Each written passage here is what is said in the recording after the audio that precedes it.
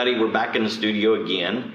And this is my good friend Tonya Haga with Kansas Secure Title Midwest here in South Central Kansas. And glad you're here today. You excited? Excited and nervous. Excited and nervous. What I wanted to talk to you about today, Tonya, is something that I think especially first-time buyers, what is the closing? The day when you go into closing and you're coming in, how much money to bring and all that stuff. What do they expect when they open the door to the closing office and come in? Honestly, you're going to come in, you should already have seen your closing statement and some of your loan documents because your agent and your lender would have gone over that with you. So how many days in advance would your agent and your lender get that to the buyer? About 3 days. 3 days. So then we'll just go into the room and I'm going to go and do an overview with all the documents with you, go over the fees and how much money you have to pay me, what your payment amount is going to be, and that's it. It's simple. Really? As long as you're prepared beforehand.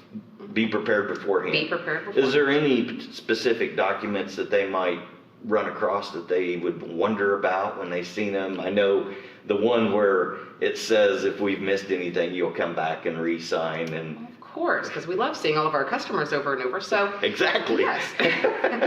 So yes, if there is a typographical error, there's documents that you'll sign saying that you'll come back and re-sign because everybody's human. We all do make mistakes. But other than that, it's your note, it's your mortgage. You'll see a copy of the deed, and then just payment letter. And really that's it. And you've seen all of these documents from the get-go. From the get-go. Yeah, and you're just kind of re-signing it again, dating it the day of closing. Okay. And that's it. So it's just capping off everything you've already been through. Tell me what kind of funds they should bring, because that's something that hangs a lot of people up, Can I bring in a briefcase full of cash and whip that dude open on the counter? No cash. No cash. So the state of Kansas in about 2001 said, hey, anything over $2,500 that you owe has to be certified in good funds. Okay. So good funds is a certified check from your bank, a cashier's check. Those are kind of one and the same. You can send a wire and from your bank straight to mine. So you don't have to go through all that hassle at the bank and any kind of, cost if the bank charges you to do a check. But no personal checks, no credit cards, no debit cards. Okay. So it has to be some kind of certified funds. Certified funds. And the wiring thing, that's one thing that if you're moving out of state or have a situation like that, you want to get with your closing company in advance and set up the wiring instructions. That's really the best way to transfer that money from the closing, maybe to your closing in another state where you're at. And once again, your agent will help you get in touch with your closing officer, and they will make arrangements and have that done. Is that correct? That's correct. When they get to their closing in Alabama or wherever they're at, then you guys will just wire the funds. We'll just wire the funds. Okay. It's easy, and there's really the only thing to worry about is when you send wiring instructions to do it via secure email, and the best thing to do is just pick up the phone. I know we're all, paperless and everybody likes to email and text, but picking up the phone and calling is the one way to know for sure that emails haven't been hacked, nobody has your personal information, and just pick up the phone and call somebody. Can you explain the difference between a quitclaim and a warranty deed? The way I understood is a quitclaim's kind of pretty worthless, right? Or Quitclaim is kind of worthless. A quitclaim deed and a warranty deed, completely different. So a warranty deed, your seller who is selling you the property is kind of warranting you that title, saying, hey, I know I own this and I know it's good. Okay. Here you go. Quitclaim deed is, I'm not really sure, so I'm just going to give it to you. If I own part of it, here it is. Yeah, if I just don't, take whatever. Sorry about that. Yeah, just take whatever. I'll be darned. Yeah, so a warranty deed is always something that you want to close off of, whether it's a $5,000 deal or a $500,000 deal. You always want a warranty deed. It's the safest deed. What about a sheriff's deed? Because I have a lot of investors that buy at the sheriff's auction, tax auction. What about a sheriff's deed? Sheriff's deed is kind of the same thing, because at a sheriff's deed, they're only going to warrant the title for the amount of time that they've had it. It's not going to go kind of all the way back through the owners. So to me, it's kind of like a quitclaim deed. So you can't really do anything about that because of the foreclosure process. That's the way it is. So it's always good to go to your local real estate agent, ask questions, go to your local title company, get a title report, title commitment, and get insurance on it. Okay. Because then I'll find the mistakes that need to be corrected, and then you and I work together and get them fixed.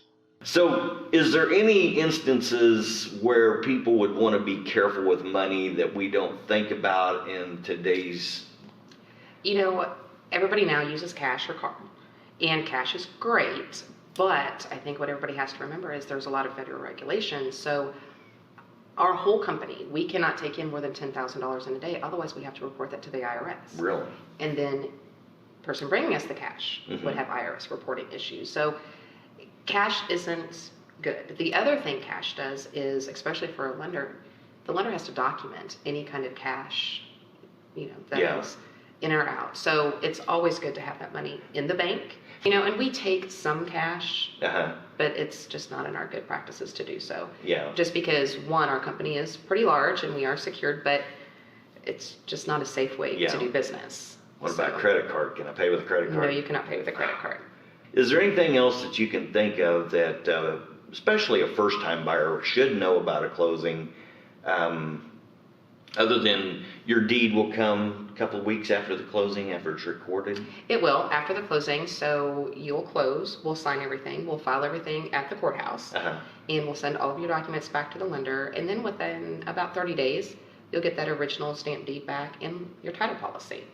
And then you put that in a safe place, you're done. If you lose it, it's okay. We'll have copies of it. The courthouse will have record. But I think the one misconception is, just kind of going back to the money orders. Money orders are really popular.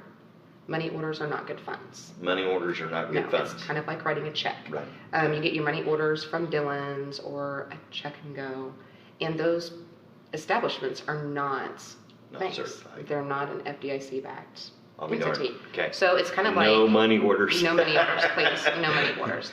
And that has slowed things down, and can delay your closing. And we've had that happen quite a bit. Yeah. It tends to happen more at the beginning of the year because people get their tax returns and they're using their tax return money as their down payment.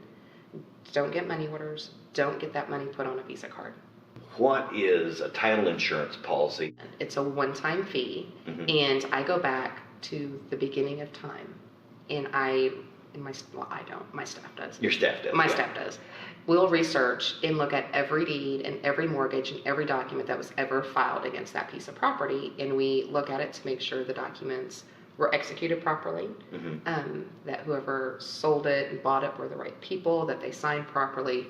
And there's a lot of things that can happen over the course of time that can jeopardize the insurability and clear title of a property. So basically, I look at everything and make sure it's correct to protect your investment. The house is the one huge investment that you'll have in your whole life. So I'm here to protect that and keep it safe. And they do turn over every rock out there. And if you find something, that's all taken care of during the process of signing the contract up until closing.